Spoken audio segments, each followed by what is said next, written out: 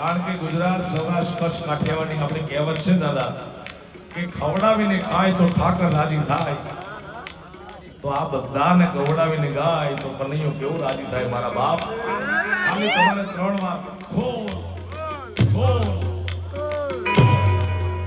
ઓ અલ્યા ઠાકોર ના ઠાકોર, અલ્યા ઠાકોર ના ઠાકોર, તારા બંધ દરવાજા